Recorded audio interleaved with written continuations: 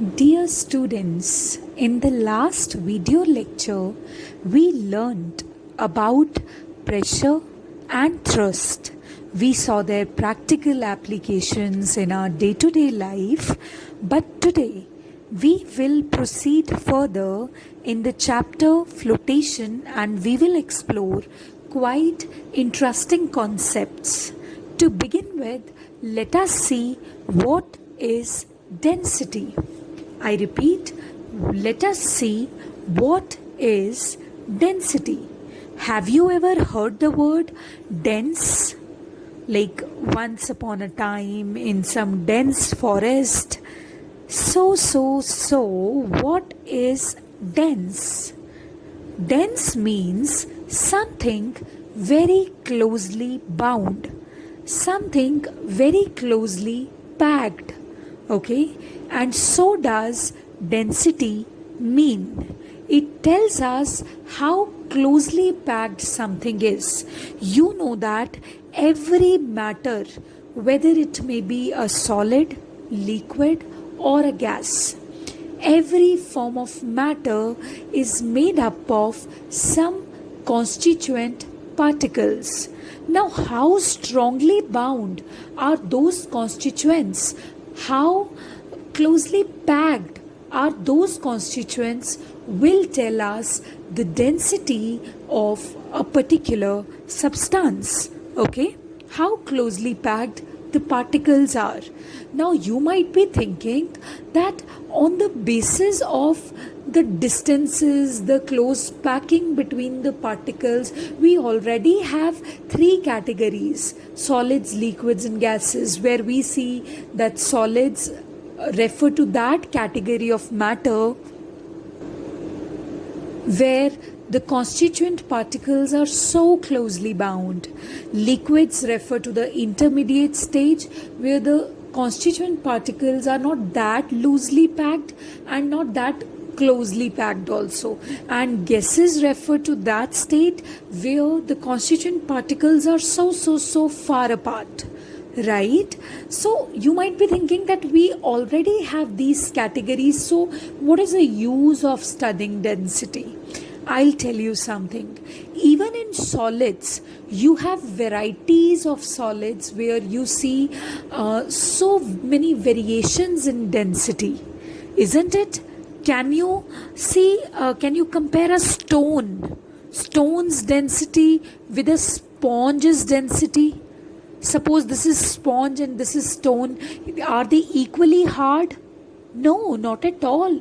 Sponge is such a soft thing, whereas stone is such a hard thing. So try to get it, even though both of them are solids, but you can see the variations among their behaviors and their behaviors. So density is something which will tell you how closely bound, how closely packed are the constituent particles of something. Point number one. Point number two, mathematically, how can you find out density? To answer that, you need to see that density is mass per unit volume. एक volume में, unit volume में कितना मास आ रहा है, उससे decide हो जाता है कि वो एक पर्टिकुलर सब्सटेंस कितना डेंस है भी है या नहीं है. Try to get it. For example, if you have two substances, okay, they are seeming equally hard somehow, okay. So these are their constituent particles. So what we do, we take up a unit volume of these substances. We take up a unit volume. Suppose 1 centimeter cube volume is length into breadth into height. If you talk about a cuboid, so volume always has the units centimeter cube. Anyway, so if you take a unit volume, may it be 1 centimeter cube, may it be 1 meter cube. So if you take a unit volume, उसमें check करो कितना मास contain हो रहा है. अगर unit volume आपने यहाँ लिया और यूनिट वॉल्यूम ही आपने यहाँ लिया, if the unit volume of this substance A is having more mass as compared to the unit volume of substance B, then we would say that this is more dense as compared to this one. This has more density as compared to this one. So I repeat, density is mathematically determined as mass per unit volume. We actually see that in unit volume of a particular substance, how much mass is coming. After knowing it, we can decide the density of that particular substance. So density is mass per unit volume. Density is denoted by D. So D is equals to mass per unit volume. So it is a new physical quantity for you. And can you see what will be its SI unit? Mass is measured in kgs. और ये upon का upon as it is आ जाएगा. Volume is measured in metre cubes, okay, in SI system. So kgs per metre cube. This is the SI unit of density. Okay, so talking about the CGS unit. In CGS system, mass is measured in grams upon, as it is, volume is measured in centimeter cube. So grams per centimeter cube, they refer to CGS units of density. So this is how we go about it. This is a quantity called density. So let us proceed further with the same discussion. Just a second. Next is relative density. What is relative density? So basically, relative word in physics has a very strong meaning. It actually, compares the two quantities, compares the two substances. Okay. Otherwise also, it's a famous theory of relativity which says that nothing in this universe is absolute. Everything is relative. Okay, so some few things might be appearing something else to you and something else to someone. So relative means when you measure something with respect to the other. Try to get it. When you see something, when you observe something with respect to the other. So I'll talk about it. Just a second. Now we are going to discuss about relative density. Like how to discuss it? First of all, we take up a standard value of density. And suppose we take up density of water at 4 degrees Celsius. Okay, density of water at 4 degrees Celsius. Celsius is the unit of temperature, of course. अगर आप किसी substance का density water की density के साथ compare करके बता रहे हो कि वाटर के हिसाब से उसका ये डेंसिटी है, so that particular thing will have that much amount of relative density. Okay, I'll explain it further. Suppose you are talking about relative density of silver. So how to go about it? This will be the ratio. This will be the comparison of density of silver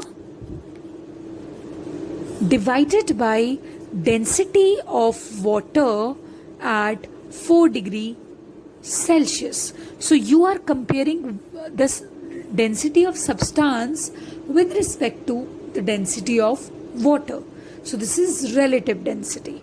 Okay, I hope you have got the concept, but you might be having a confusion. Why 4 degrees Celsius? Why to give temperature such a big importance? Actually, the problem is when you talk about liquids and gases, their densities change with respect to temperature. Actually, what happens? Density is mass upon volume. अब दोनों चीज़ों में फ़र्क है. If it is 8 divided by 2 and 8 divided by 4, both the things are different. When the denominators change, the overall result changes. 8 divided by 2 will give you 4, 8 divided by 4 will give you 2. More the denominator, lesser the result, lesser the denominator, larger the result. Anyway, why am I telling you all this thing? Because basically, when you increase the temperature, then what happens? Then the particles start their random motion, their random movements, and they get somehow scattered. Okay, and that's why they start occupying more space. And when something occupies more space, that means it covers larger volume. So when temperature increases, the molecules are energized, they get heat, and that's why they get kinetic energies and they start moving randomly here and there. Okay, and that's why they start occupying larger space. So that's why their volume will increase. If volume will increase, density will automatically decrease. So basically, temperature has, a powerful impact on the density.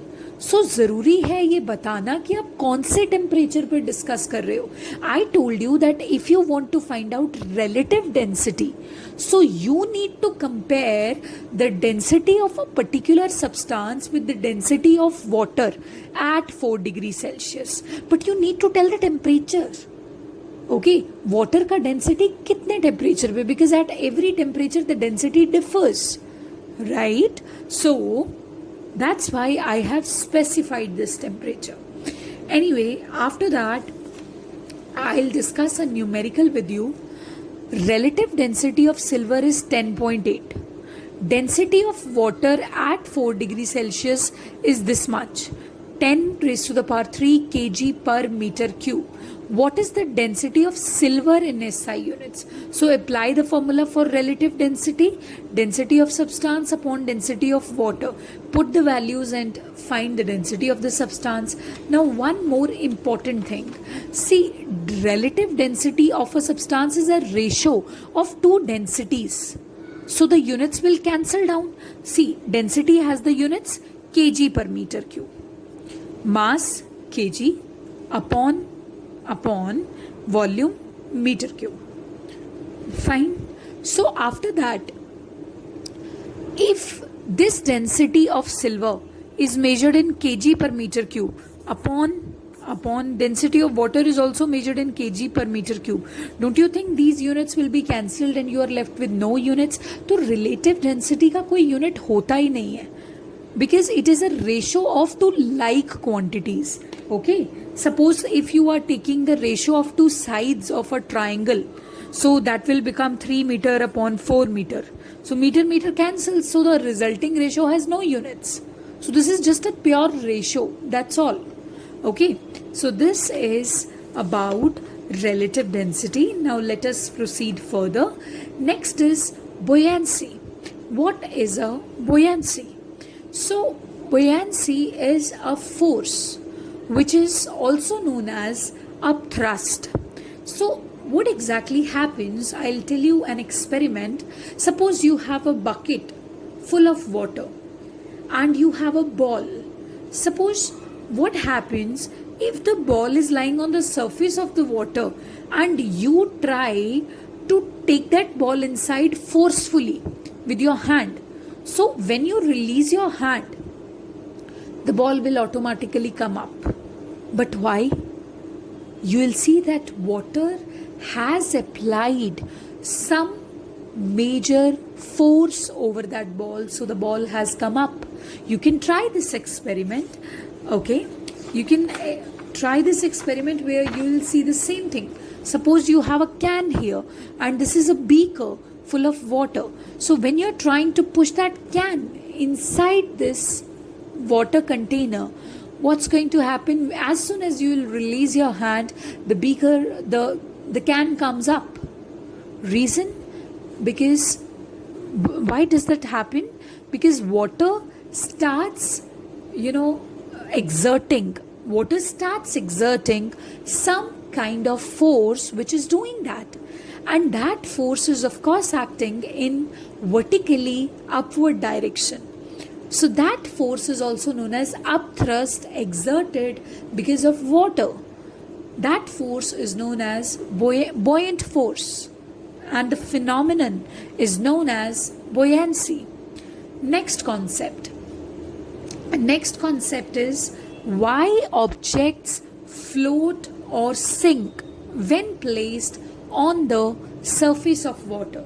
You see that if you have a glass filled up of water and you have an iron needle, that iron needle immediately sinks in that glass of water. But still there are some objects which float on the surface of water, okay, which are simply floating. But why? Now you have got to know that water exerts a force, an upward force on the objects, and that upward force is known as buoyant force. Okay, so what exactly happens? You have to see this picture. Suppose you have a beaker full of water, right? There is some object also here. This is water. Now you need to see that if you have an object in the water, then there are two forces which are acting on this object. Since this object has some mass, so Earth's gravitational pull will be acting on this object, which will be trying to take this object inside that beaker, more and more inside that beaker. Okay, force of gravitation. So force of gravitation, which is the weight of this object, will be pulling it downwards. But again the same thing, there is one particular force exerted by water on this object, and that force is buoyant force, upthrust. That force is acting in the upward direction. So basically what is going on? It is a battle between two forces. The force that wins this battle will actually be the driving force in the situation. If this downward force wins the battle, the object sinks. If this upward force wins the battle, the object will float. Okay, so basically there are two forces under action. First is gravitational force, which is acting on the object because of its weight, because of Earth's gravitational pull. And second force is the buoyant force, the upthrust, acting because of water, which is taking the object upwards. So the force which wins the battle will drive the object. It's as simple as that. But now we will see several situations to understand this clearly. So case number one, suppose I give you a beaker of water, I give you an iron nail. If you will drop that iron nail in that beaker, the iron nail is going to sink inside the water. Why? Maybe the gravity of this situation, okay, the weight of the object is greater than the upthrust which is acting because of water. So that's why this iron nail is sinking. Now let us see the second situation. Second situation has a rubber cork. Okay, it has a rubber material cork. It floats over the water. Why? Because maybe the gravity of this situation, the gravitational pull in this situation, the weight of the object in this situation is lesser than the upthrust because of water. Water का लगाया हुआ force इतना ज़्यादा है कि जो wait है वो उसके सामने कम अपीयर हो रहा है, and because of that the object is floating on the surface of water. Yes, so this is happening. So when weight is more than the buoyant force, the object goes down, it sinks, and when the buoyant force is larger than the weight, the object goes up, it starts floating, and this is the whole story. Okay, so after that you need to see that there is an important relationship of this phenomena with the density also. If the density of the substance is less than the density of water, then the object will float. If the density of the object is more than the density of water, then the object will come and it will for sure sink down. Okay, so this is a phenomena of sinking in water or floating over water, right? So let's come to the next one, which is Archimedes' principle. Now Archimedes' principle is something very, very interesting, but before that I need to tell you an activity, because if you know it by an activity you'll like it more. So suppose you have a string here which is tied to a stone. You're holding that string.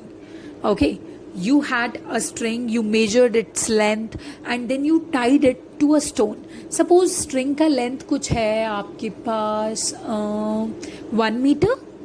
Okay, so when you tie it to the stone, suppose the string extends. Because of the weight of the stone, the string is pulled downwards, isn't it? Because of the weight of the stone, the string will be pulled down and it will be elongated. And when it will be elongated, the string will have some extension, isn't it? Of course, yes, it will have some extension. So what happens? Suppose the initial length of the string is 1 meter and after extension it goes something 1.2 meters, right? So अब क्या होगा अगर आप इस same activity को यहाँ पर beaker में परफॉर्म करते हो.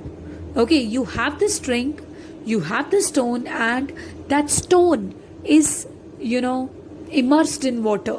Then something very, very shocking and surprising you are going to observe. And what is that? The string will reduce its elongation. Earlier, because of the weight of the stone, what was happening? The string was,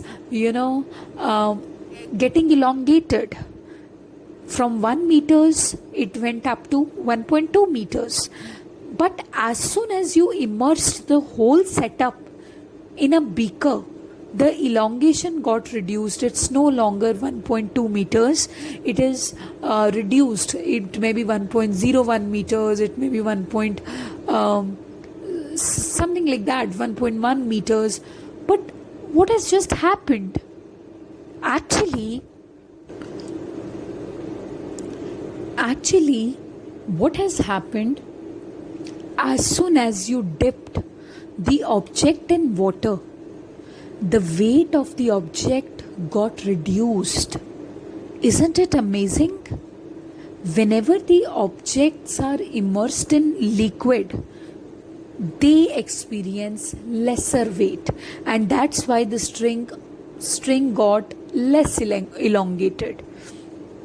They experience a loss in weight. लेकिन ये तब तक रहेगा जब तक वो object water में immersed है, डिप्ड है. As soon as you will take it out, it will return back to its normal situation, that is 1.2 meters of elongation. So this is Archimedes' principle, that whenever something is immersed in a liquid, it experiences less weight. it experiences a loss in weight, and the loss in weight is equal to the amount of liquid which is displaced by the object.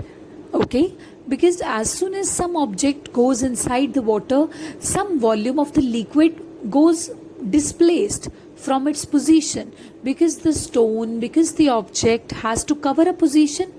So when it has to cover the position, it will displace water from that position. So the mass of the liquid which is displaced will be equal to the loss in weight of this object. Okay, I hope you understood it. So this is Archimedes' principle. And this is a general fact also when a person is in swimming pool. Okay, when a person is in swimming pool, he experiences less weight as long as he's inside the swimming pool. Okay, he is experiencing a loss in weight. Okay, but as soon as he comes back, he experiences his original weight. So when the things are there in water, what happens? The weight experienced is less. But the question is, ऐसा होता क्यों है? जैसे ही आप liquid में कुछ dip करते हो तो उसका वेट की रीडिंग कम क्यों आती है? ओके, सो वेट का रीडिंग कम आने का क्या रीज़न है? Reason is, see there are again two forces which are acting. One is the gravitational pull of earth and the other is the buoyant force of water. So why weighing machine shows less reading when something is immersed in a liquid? Because weight is actually a force by which earth is binding you all over here. Weight is a force by which earth is binding you on its surface, right? So weight is that force. So basically, when you are standing on a weighing machine and suppose your weight comes out to be some 40 kgs, then that 40 kg is not a right word, it is 40 newtons. So that weight 40 newtons is actually telling you the force which earth is applying to bind you all on its surface. Okay, point number one. So what happens as soon as something is dipped inside the water? It has two forces acting over it, earth's gravitational pull and buoyant force. So there are two forces which are acting. So somehow a part of this will be cancelled by a part of this. So net result which is left is less as compared to the situation where the things are not immersed in water. So when a part of one force is cancelled by the part of another force, the overall result gets reduced, and this is the cause for the reduction in weight when something is, immersed in water. So this is Archimedes' principle, and that's how it finishes off our chapter. Now I'll discuss a very important question with you. Iron nail. Iron nail is of course made up of iron, and as soon as it is immersed in a liquid, then what happens? That iron nail sinks. That iron nail sinks inside that tumbler. Okay? Sinks down. But the same iron, when used for making a ship, that ship simply floats over the ocean. Why is that so?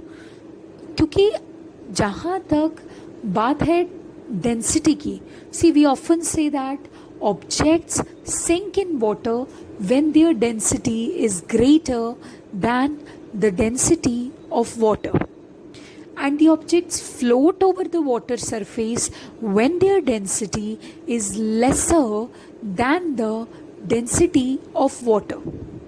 So if we are talking about that same iron material, the density in both the cases is greater than water, but still why ship floats over the ocean? Why it does not get sink? So the reason behind this lies in Archimedes' principle. The shape of the ship is made such that it displaces larger amount of liquid. When the ship is floating on the surface of water, it displaces larger volume of liquid. Okay, it displaces larger volume of water, and that's why it is able to simply float over it. So which means whether you will float, whether you will sink, depends upon how much water you are displacing. If you are displacing so much water and the mass of the displaced water is equal to your weight, then we would say that you will never sink, you will float. But when you will displace lesser amount of water, see, this is a beaker, this is an iron needle. Iron needle displaces very less amount of water. So when it displaces very less amount of water, what is going to happen? It is going to get sink. But this ship, despite of being massive, despite of being bigger, it displaces so much amount of water. Its shape is also made such like that, so that it displaces a larger volume of water. Okay, so in that case it will float over the surface of water. Thank you.